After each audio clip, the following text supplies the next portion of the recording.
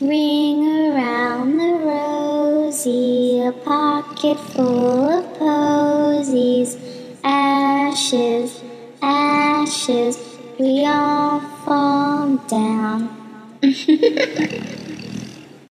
Billy Gilley, the son of Bill Sr. and Linda Gilley, will be the first juvenile family annihilator we've discussed in this series. A family annihilator is a person who kills multiple members of his own family. Typically, the annihilator is the head of household, a male, in his 30s, and has a family of his own. But Billy is only 18 years old and doesn't even have a girlfriend. But he thinks he might have a girlfriend after the murders take place. How? Well, that's part of the story. This is a 2-part episode, but we won't make you wait 2 weeks to hear the ending. We'll release that next Tuesday. Today, we'll give you a glimpse into the lives of each family member and what went wrong.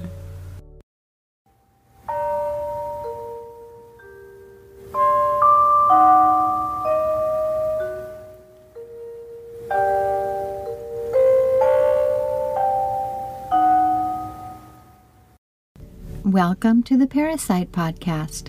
I'm Sherry. And I'm Marie. And today we're sharing the case of Billy Gilley.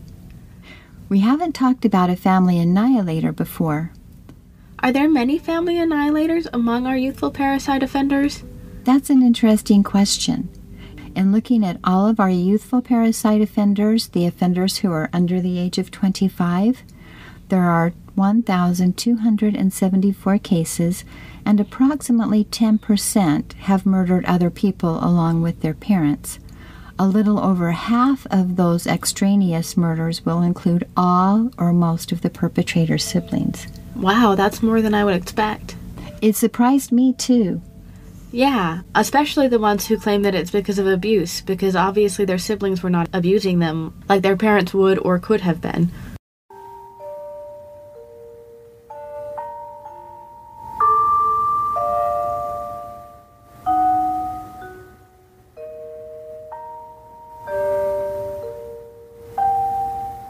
In order to understand what happened in this family, we again need to talk about almost everyone in the family.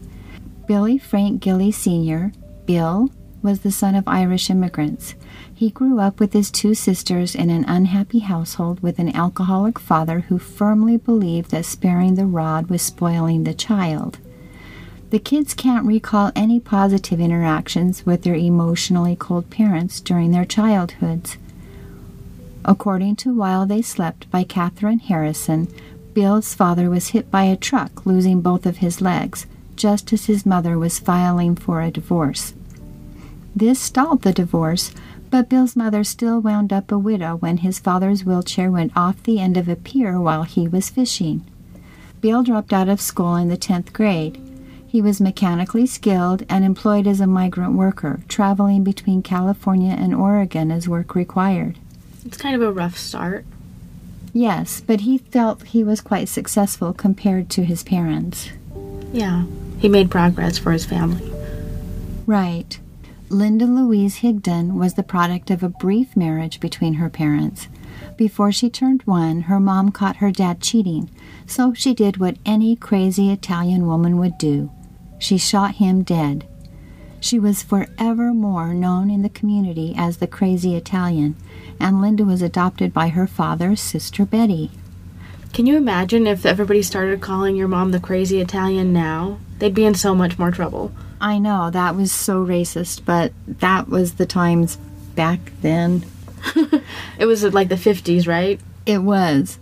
Betty was determined to keep Linda's biological mother out of the picture, so Linda never knew about the cards and letters that were diverted and thrown into the garbage. Betty was enamored of her newly adopted raven-haired beauty of a daughter, and she wanted her all to herself. Ignoring her 2 stepchildren, she lavished attention, love, and adorable clothing on Linda as she grew up. Betty's husband was a bus driver, and her spoiling of Linda left the entire family constantly short on resources. Linda's step-siblings rejected when she was adopted, constantly reminded her that her mother was the crazy Italian and was the one who killed her father. Linda didn't care. She knew she was beautiful and knew how to dress, and she knew this would benefit her as she grew up. Isn't it crazy how so much of the sibling rivalry that goes on and the bullying that came out of that comes from parents favoring one child, so it ends up hurting the child in their sibling community? It is interesting, isn't it, how that happens? Mm-hmm. And this actually is repeated in this family because Linda grows up to favor her youngest child. And that happens a lot too. Yes, and it was to the detriment of her other two children. Mm-hmm. In the meantime, Betty kept Linda involved in their Baptist church and watched her closely for any hints of that crazy Italian. Any behaviors deemed crazy by Betty were punished severely. So Betty was the sister of the husband who got killed? Yes. Oh, okay. Bill and Linda fell madly in love the instant they met. Bill, confident in his manhood since he could fix a car, make a living digging potatoes, and drink any man under the table, proposed marriage. Linda, equally besotted and spoiled enough to not understand what she was asking for, agreed. But her parents were vehemently opposed to the union. They had heard Bill speak to his mother, and they knew that old adage, that how a man treats his mother and how his father treats his mother is the best predictor of how a wife would be treated. They wanted better for their daughter, and knew she deserved a happier life. They worked hard to get Bill out of the picture. Linda fought them on this, and her love for Bill stayed true regardless of what her parents did. They even sent her to a home for wayward children for 2 months, but she came back more determined than ever to marry Bill. So her parents relented, and 19-year-old Bill married 16-year-old Linda in Las Vegas, Nevada on February 14, 1963. Have you noticed a lot of these parents get married when the mom is still a teenager? I wonder if that affects their parenting skills. That's a good question, but I think the better question might be, how old was the mother and father when the parricide offender was born? What do you think? Yeah, I think that probably would be much more informative. Okay, so here, let me look that up. If we look only at the kids aged 24 and younger, and we only include kids who tried to kill both parents, regardless of whether or not both actually died, we have an N of 233 moms. The mean age is 30, and the standard deviation is 6.9. I'll round that up to 7 for the sake of the discussion. So the average age of the mother when she gave birth to the parricide offender is 30 years old, give or take 7 years, which means a range between 23 and 37 years old. Let's take a look at the median. Oh, it's 29. There were several modes, so we're going to ignore those for now. And considering the 2 measures of central tendency, the median and the mean, the moms are typically 29 or 30 years old, but given the standard deviation, definitely not teenaged moms. Okay, so it'd be very unusual for a teen mom to be the parent of a parricide offender. Right. And I'm betting that because the men are usually older than the women, they'll even have an older average age. So let's look at it. Okay. So looking at dads using the same criteria, we have an N of 232 dads. How surprising. It's the same as the moms. They were 233. That's weird. So we didn't have information on one dad, which that happens sometimes. We just can't get the information. Mm-hmm. Anyway, the mean age of these dads is 32.6, which I'll round up to 33 for this discussion. And the standard deviation is 7.67, which we're going to round to 8. So the average age of the father when the parricide offender was born is 33 years old, give or take 8 years, which means the range would be 25 to 41. And the median is 33, which is perfectly in line with the mean. So considering these 2 measures of central tendency, the dads are typically 33, and given the standard deviation, are definitely not teen dads. We'll put the stats table along with this information on our Patreon page at patreon.com, that's Patreon/Parricide Podcast, for those who are second or third tier patrons and interested in understanding this all in detail. Okay, awesome. Anyway, once married, Bill commenced to drinking and cheating, living the hard life, and that meant Linda was going to have a hard life too. Linda was pretty, but that didn't matter to Bill. He still cheated. And they would fight about that and Bill's drinking a lot over the years. They had a son, Billy Jr., in June of 1965. Billy's birth would be followed by the births of 2 daughters. Jody was about 2 years younger than Billy, and 5 years after Jody was born, Becky came along.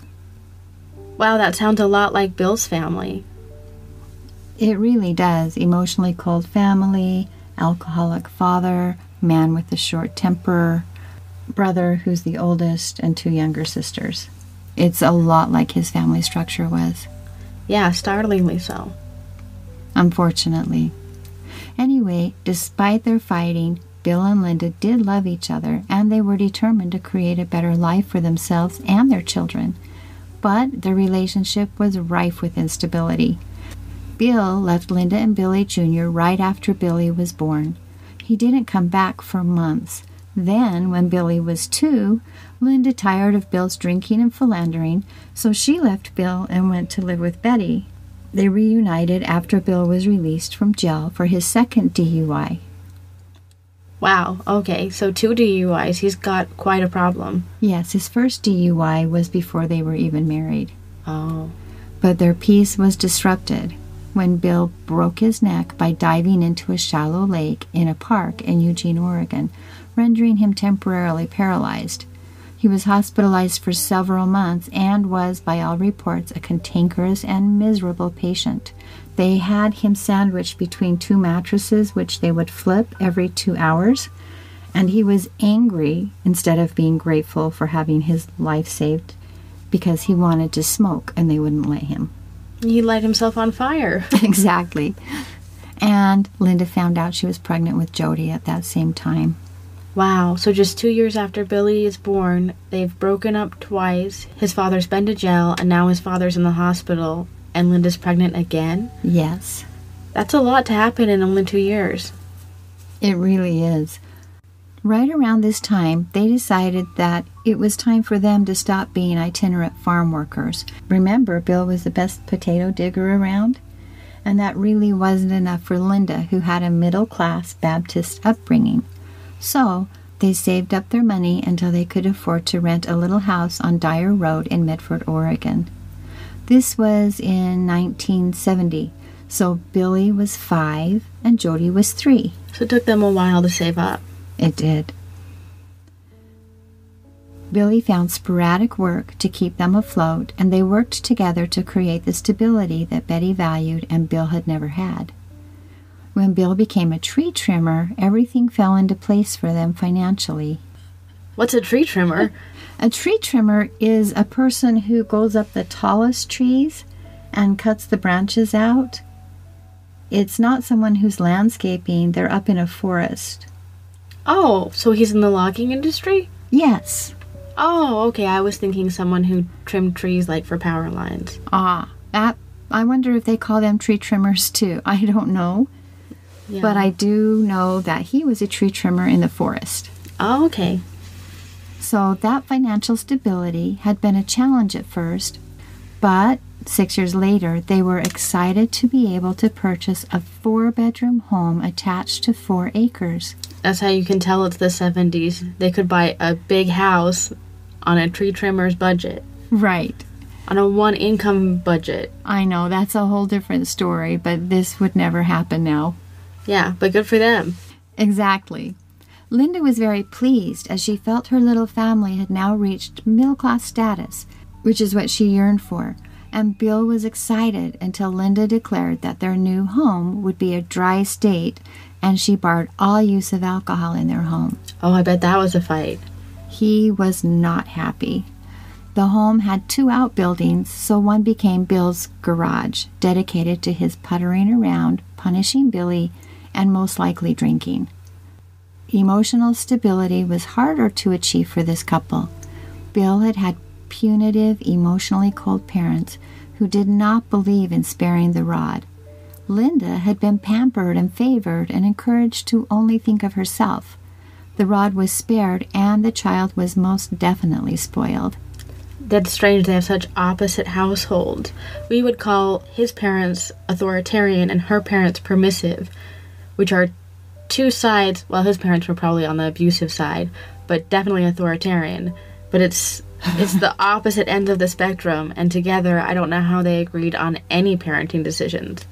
Oh, I agree. And unfortunately, instead of taking the best of both worlds, they seem to have picked up the worst of both worlds. That's too bad. It is. He was very authoritarian, and she was very self-centered and wanted everything to be about her.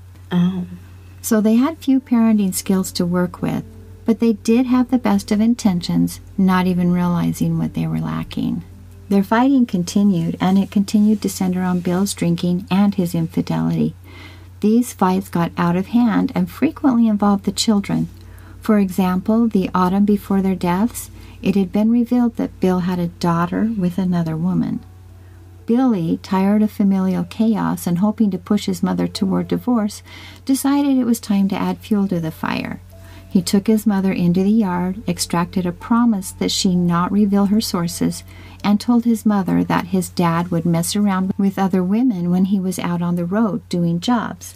Linda immediately located Bill and betrayed her source during the ensuing confrontation. That's not very nice. She just promised she wouldn't. I know, she never kept her commitments to her children. Like I said, she was very spoiled. Yeah. But Bill, angry at the betrayal, decided to kill Billy, and he went to get his gun. 18-year-old Billy hightailed it out of the house and went to hide in a shed at a neighbor's house. His mom threw Bill out of the house for 2 weeks because that was the longest they could afford, and she concocted a plan with Billy wherein they all went to California for Thanksgiving, and he would stay behind and create a life for himself there. Was that to hide from his dad? Yes, sort of. Let him get out of the house where there'd be less conflict and maybe grow up a little better. Right, and I think Linda most likely was thinking that would make her job as a parent easier too. Yeah, with Jody and Becky. Right. He had $500 saved, and Linda gave him $200 in cash and $400 in food stamps, thinking he could get a tree trimming job to sustain himself. He had privately decided to become a drug dealer, but we'll talk more about that career aspiration later. Unfortunately, neither occupation was achieved because he totaled his car as soon as he got there and ended up returning home. Oh, okay. So these murders wouldn't have even happened if he had made it in California. Exactly. Anyway, Billy Gilley was a bad boy. They didn't really come much worse. By the time Billy was in 2nd grade, which is about 7 years old, he wasn't doing well at home or in school. This was about the time Becky was born. Billy claims to have loved his sisters, Jody and Becky, and describes himself as having been their protector. Jody vehemently refutes this statement. She states that while they all played together well as small children, Billy started molesting her at about the same time they moved into the new home. So when he was 11 or 12? Oh. And we all know what he does to Becky. He was most definitely not her protector. Not at all.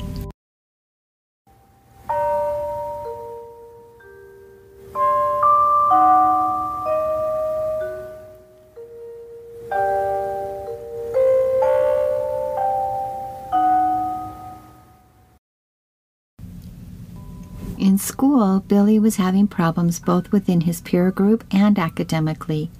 No one wanted to be his friend, and he was always fighting someone on the playground. He was also struggling in his efforts to read and was generally failing school. Billy was held back a year, but by the time he was 10, he'd figured out that peer group thing. He was now the identified leader of a shoplifting ring. Ah, exactly what every parent hopes for. Exactly. His parents were angry and upset, of course. And Billy was always misbehaving. He refused to learn from his mistakes. Billy's parents believed in corporal punishment, and they applied it liberally when he messed up.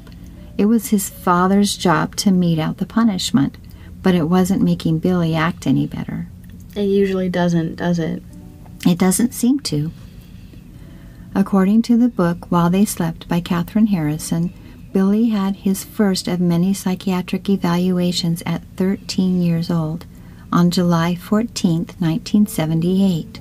This was at the behest of the West Side School to evaluate his continuing lack of performance and poor social skills. He was already selling marijuana to his schoolmates, but there's not a clear date when this activity began. So he had troubles from the 2nd grade on up. I'm sure he had troubles from birth on up. Yeah. That's when the school started documenting, was when he was in the 2nd grade, though. Okay. So what did the psychiatric evaluation say in 78? Well, the school psychologist diagnosed a behavior disorder, and he recommended they get Billy one-on-one tutoring as remediation because he felt Billy was very capable of the schoolwork. Mm-hmm. That Billy be referred to the school's mental health consultation team to devise a plan regarding his in-school behaviors, which seemed like that would bring some relief at school. If he started to behave, he might actually learn. Mm-hmm. And he recommended Billy and his parents enter family counseling to aid the parents in designing an in-home intervention program to encourage good behavior at home. But none of these recommendations seem to have been followed. I think family counseling was probably even harder then than it is now, because even now, a lot of parents don't want to enter family counseling because they think it implies there's something wrong with their family. That's true, but in this case, there was a lot wrong with this family, and the stigma that would go along with it would be something that Linda would not be able to bear. You're right. Yeah, and it's just hard because not everyone, as we well know, grows up in a family that teaches them parenting skills, and they may have gotten some if they'd actually gone to family counseling. Right. The family counseling, remember, was not going to focus on their parenting, though. It was going to be in-home intervention programs, so they probably were recommending a behavioral program where the therapist would teach them how to create a chart where Billy would behave. And how to respond when he was disrespectful and sold drugs. So you're right. It would have given them a few skills, hopefully. Yeah. I mean, almost everything can be counted as a parenting skill if you look at it the right way. That's very true. And these parents needed some skills. By the time he was 15 years old, Billy had been arrested for burglary and arson. And he'd dropped out of school, and he'd even run away from home a couple of times. At one point, his very frustrated father had spanked him with a hose, leaving lesions on his buttocks and lower back, according to both Billy and Jody. That sounds painful. Yes, and that is the one instance of clear abuse that they report. Mm-hmm. But no one reported it to family services, or no one took evidence of what had happened to him. Oh. I guess they didn't have cameras on their cell phones back then, so maybe it was a little harder to develop photos of child abuse. Right. By the time he was 15 years old, Billy had been arrested for burglary and arson. He'd also dropped out of school permanently, and he'd run away from home a couple of times. At one point, his very frustrated father had spanked him with a hose, leaving lesions on his buttocks and lower back, according to both Billy and Jody. I think this was after he set fire to someone's living room. Wow. Well, I'd certainly be frustrated if my child set someone's living room on fire. I would be too, but I don't think many people would think about taking a hose to whack him with. Yeah, I think that's a really strange reaction. I've never thought, ooh, you know what would really work to make a child behave? Garden hose beating. Well, I think probably what happened is back then it was very common for children to be spanked, and often spanked with Dad's belt. Oh. And I think Dad was so frustrated with this boy because Dad had no parenting skills and he had a very difficult child. And I think he started escalating the situations himself. Yeah, so he'd go, well, this isn't working, and try something more violent instead of more effective. Right. He wasn't sure what would be effective. But when Billy dropped out of school, things at home settled down. and Billy began working for his father in the family tree trimming business. His father was pretty successful with this. They were never rich people, but his father had been able to purchase equipment and move the family forward until forestry funding was cut by the government. But Billy was just getting started on a life of crime. His juvenile record indicates a string of offenses that would have put him in prison had he been an adult. He was involved in thefts, assaults, and arson before he ever turned 18. And Billy had a lot of contact with children's services. On October 9th, 1979, when he was 14 years old, so this is just barely before he dropped out of school, Carol Wood of Children's Services interviewed Billy, who told her his parents spanked him and yelled at him and fought over Dad's drinking. And I think it's important here to note that parents spanking him doesn't quite cover the spanked me with a hose. Spanking can mean so many things. Well, especially in the 70s, I think that wouldn't set off too many red flags for child services because most children were spanked. Exactly. Well, Ms. Wood confronted his parents and told them they weren't very good parents and they were offended. I think most parents would be, but I think so too.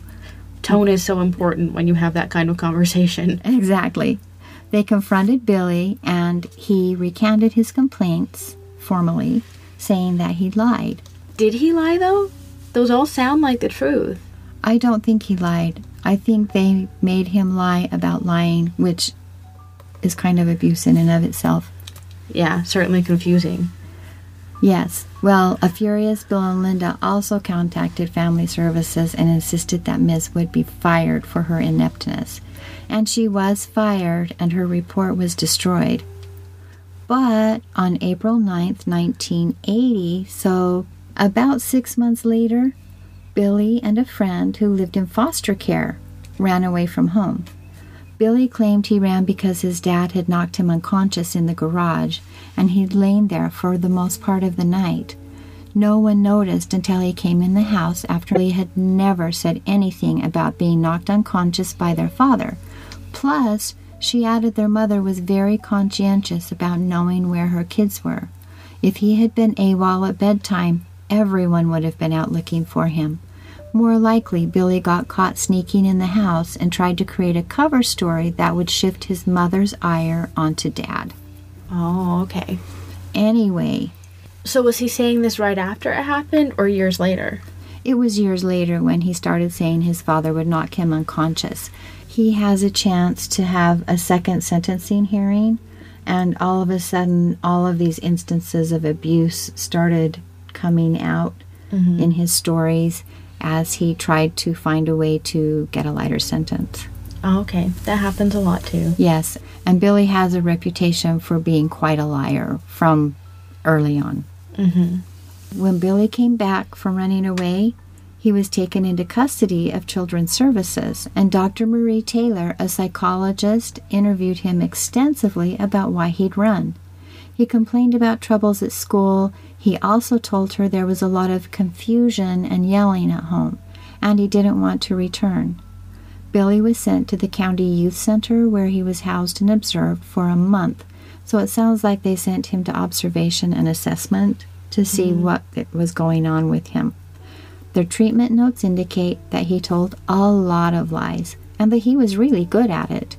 He was also very immature for age and had difficulty getting along with others. The O&A staff reported he seemed sad, had a flat affect, and made several mentions of suicide. But he was also getting in trouble at the center.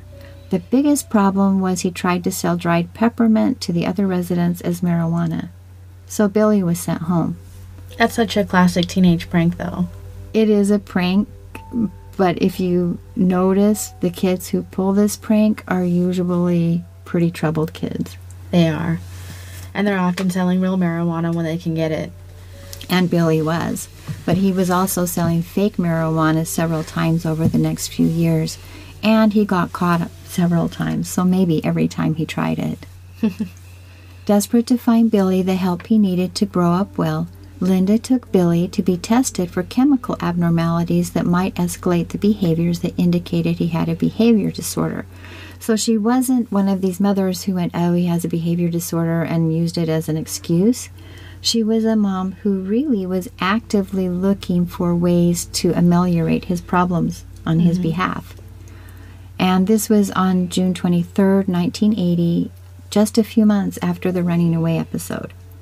This specialist suggested they eliminate sugar from his diet as it seemed to agitate him, and to not let him do illicit drugs, referring to his pot smoking. Like she'd been letting him do it just for fun. Exactly. But they weren't letting him smoke pot. He was just doing it, like you said. And they had no idea how they were supposed to stop him. Yeah. That's like telling people to lose weight. It's like, okay, if it was that easy, we would have done it already. Right. And this was in the 70s when sugar was everywhere, and someone saying, oh, don't eat sugar, seemed completely ridiculous. And so she changed him to Diet Cokes and kind of gave up on the rest of the recommendation. Yeah. I mean, she was already checking where they were at bedtime.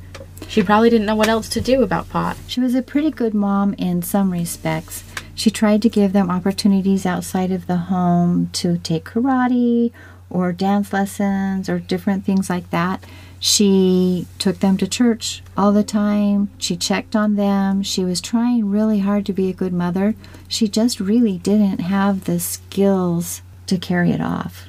Yeah, and if she'd had easier children, it probably would have worked out very differently. But she had at least one child with some pretty serious behavioral problems. Well, and as I researched this family further, it seems like most of the people in this household have very disagreeable temperaments. They're not the easygoing, roll with the flow kind of kid or parent. Mm-hmm. And that also had impact on what was happening in this home. It was fairly dysfunctional. Yeah. Well, while he was on the radar of children's services, the social worker recommended they place him in a residential treatment center for troubled children.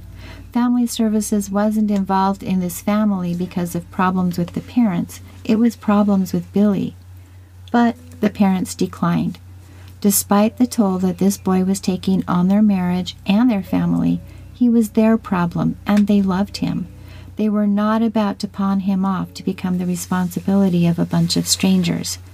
They would work hard, and they would figure out how to shape this shiftless, violent boy into a man who knew how to follow the law. A week later, he helped some friends burglarize a home on Old Stage Road. Billy stole a calculator. A couple of days later, they returned to the scene and started a fire. And of course, they were caught. So he was a criminal, but not very good at it. Right. He was not a smart criminal or a clever criminal. He was just a criminal. See, this case is unusual because they had a lot of people offer to help. A lot of times we see families with serious problems and no resources offered. But they declined resources. Right, because they felt like they had what it took to take care of this boy. They had no self-introspection, no idea what it was they were missing. Mm-hmm. Or how what they were missing was impacting their child. Yeah, and they sound like they were pretty, more of the rugged individualist types. Probably. Yeah, they were like, no, we can handle this problem. This is our responsibility. When you say rugged individualist, I see people in flannel, like being kind of like a survivalist. And I don't think that Linda was that way. But I think I went there because they're in Oregon and he's a tree trimmer. Oh, yeah, no, I just mean like they believe that your problems are yours to solve, and they don't believe in getting help or relying on your community to help with problems you're having. Most definitely. And they did reach out, but they reached out in funny ways, the specialist. They didn't reach out in any way that said, maybe if I do something differently, it will change the situation, which might be typical of people. Yeah, I think a lot of parents really want to maintain that nuclear family and don't want their children to be off somewhere being raised by anyone else. Many people don't trust others to actually do anything but ruin their children. Mm-hmm. So 2 months after the specialist's evaluation, on August 5th, 1980, Dr. Frederick Freed administered the MMPI and reviewed his past psychological records. The MMPI is the Minnesota Multiphasic Personality Inventory. It is kind of like a psychological tool that is very accurate and can tell someone a lot about your personality. It's very long and very complicated, so it's difficult for people to lie on it. And it has several scales, one of which is a lie scale. So if you do try to lie, it's sensitive to that and will tell the psychologist also that you lied. This test is usually used early on in treatment. I'm very surprised that no one had thought to give the MMPI to Billy before this time, but he was still pretty young. Mm-hmm. It was used to diagnose Ted Bundy. It can be used to diagnose sociopathy. It can be used to diagnose a lot of different things. It's a very useful tool. Okay. So what did it say? We don't have the exact test results from the MMPI, but he did use this test and the past records to diagnose Billy as having a conduct disorder, as evidenced by his inability to experience anticipatory anxieties to deter his own behavior, his unwillingness to follow rules, his dishonesty, his vandalism, his theft, and poor tolerance for frustration. This is tantamount to saying that he would grow up to be a sociopath. Wow, I wonder if his parents understood that when they got the results. Back in the 1980s, I could almost guarantee they would not. Mm-hmm.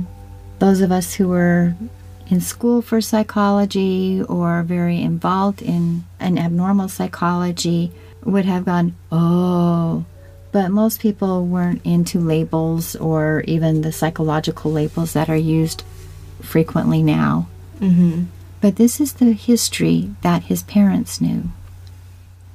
What they didn't know is a history that was held by Jody, and her parents were missing quite a few important details. When they moved into the new home, 11-year-old Billy had discovered a cache of prescription drugs that had been inadvertently left by the previous homeowners in one of the two outbuildings. Billy hid these drugs, hoping to take them to school and sell them to his schoolmates. He aspired even then to be a drug lord, thinking that that would garner him a lot of money and he would finally get the respect of his schoolmates. Because remember, no one really liked him. Mm-hmm. Jody discovered his hidden drugs, and she says she confiscated those drugs and hid them herself. She planned to give them to her mother and tell on Billy as soon as she got the chance. But Billy discovered her perfidy first and insisted she return his drugs. When she refused is the first time Jody recalls being sexually assaulted by her brother.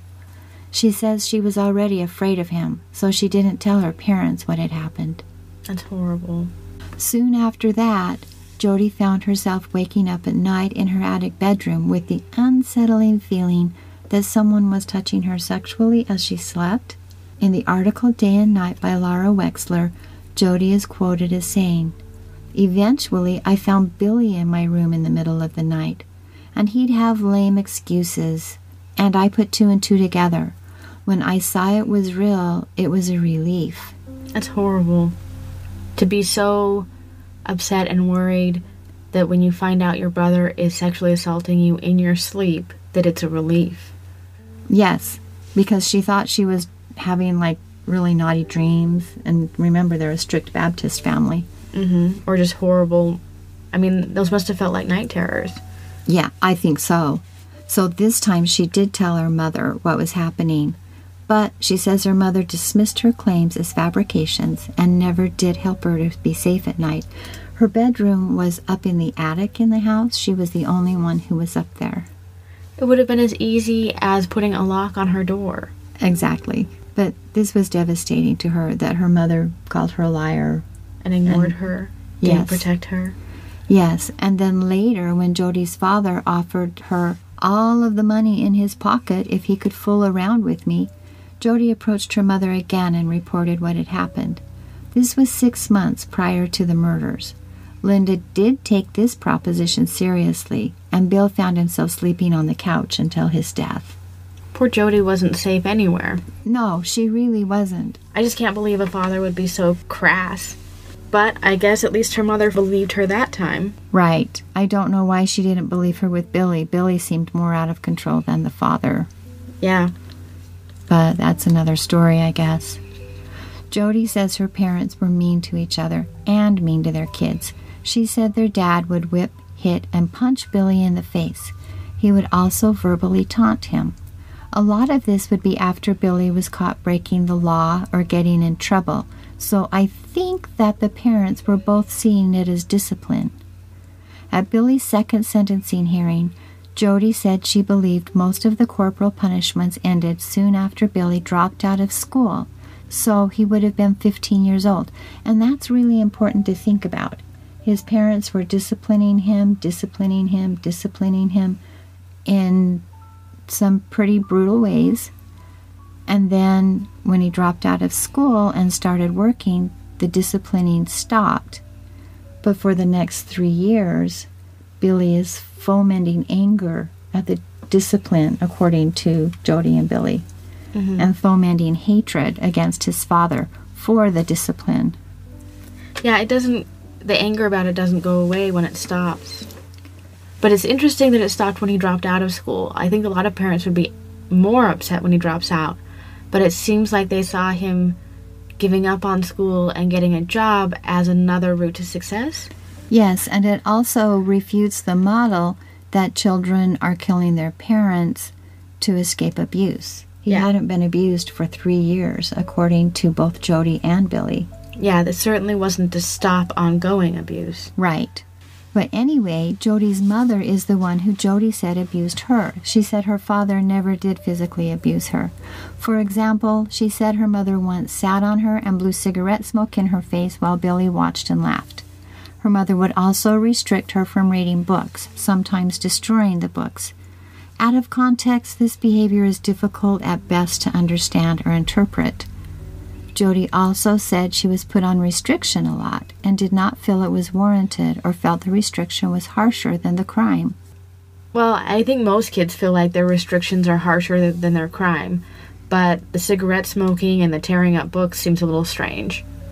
It does, and I know it doesn't reach the level of abuse that the courts or family services would look at, so I'm not sure how to interpret it at arm's length. Yeah, it's certainly worrying behavior, but it's not exactly beating them with a garden hose. Right. Well, Billy and Jody both hated how their parents treated them, and this is something through which they found solidarity. They would get together often to complain, just like they were doing on the afternoon of the murders. Jody said Billy thought they were allies, but his ongoing molestation of her made her feel more like a captive audience to a predator when she was with him. She would often do what he expected of her due to her fear of him. She had no allies in this family. Her only recognized allies were books. They were her escape, her intellectual mentors, and her solace, except when her mother took them away from her.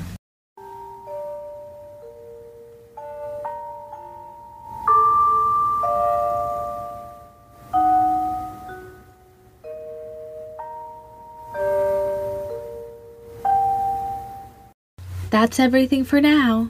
Check back with us next week for part 2 of this episode, where we'll describe the murders and tell you how gin rummy, integrity, good decision-making, and new allies helps one member of this family survive. We'd like to thank Jade Brown for our theme music, and the Statesman Journal, The World, Albany Democrat Herald, Corvallis Gazette-Times, Laura Wexler, Catherine Harrison, the Mail Tribune, and the Washington Post for a variety of information and the photos that we use for the show. If you like our show and want to reach out to us, you can find us at the Parricide Podcast on Facebook and Twitter, or you can write to us at parricide@parricide.org. You can see photos for this case at parricide.org. Just click on the Parricide Podcast once you get to the website. Bye for now. Bye. Ashes, ashes, we all fall down.